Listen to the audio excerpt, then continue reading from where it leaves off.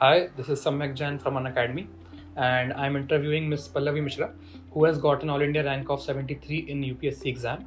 So, first of all, congratulations, Miss Thank you Pallavi. so much. Thank you for coming here. How are you feeling now?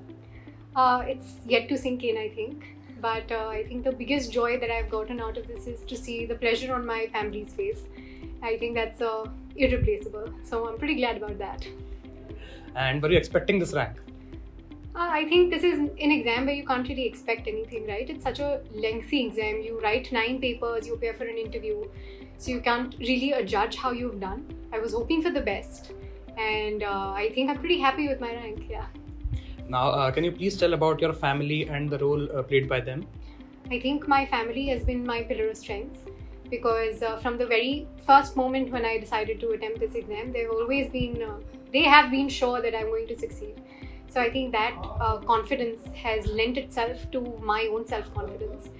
In addition to that, I would say that my elder brother, IPS Aditya Mishra, who's currently DCP Indore, has been my guide all along throughout this examination. I haven't really joined any coaching institute, but I would say that he's the one who's kept me on the right path throughout. And of course, my parents, my uncle and aunt, my grandparents, they've all made small sacrifices on a daily basis that amount to huge sacrifices in the long run. So I would say, of course, it's all because of them. Great, great. And can you please tell about your key strategy during your preparation, which has led to this huge success? Of course, I think my strategy in my second attempt was to analyze the mistakes I'd made in the first one. This was my second attempt. In the first one, I was able to clear the prelims, but I wasn't able to clear mains by a margin of a few marks. And the biggest mistake that I'd made was I'd misread the essay topic, which cost me heavily in the final result. So I think after that I sat down and my main strategy was to focus on my strengths and weaknesses.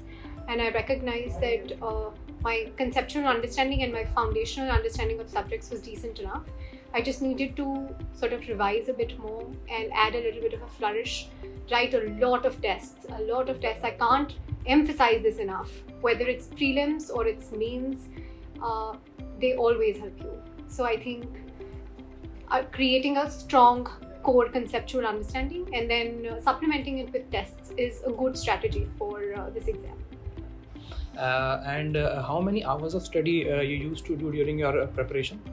I think I treated it like a job, like a 9 to 5 job that allowed me to maintain consistently throughout the 1.5 years that I wrote this exam for. And on a daily basis, I would divide my day into 3 sections of 3 hours each. So I would sit down for 3 hours, take a break, sit down again, and do it thrice a day. And if it's nearing the end of the examination, I would make it 4 times. So I would study for 12 hours, minimum for 3 hours. And I would make sure that I take a break every weekend. I think it's very important to take small breaks while you're studying and also every weekend to ensure that your emotional health is intact, your physical health is intact. It's a very taxing examination. So that was my daily schedule. Yeah. And ma'am, what was your optional subject and what was the most difficult area of your preparation? My optional subject was law because I had done my undergraduation in law from National Law University, Delhi. So it was a no-brainer for me. I chose it as my optional subject because I consider it to be an area that I am strong in. It's my strength. So that is the motivation behind choosing law. When it comes to the toughest part of the examination, I think writing was very difficult for me. I had injured my back quite severely 2 months before the mains examination.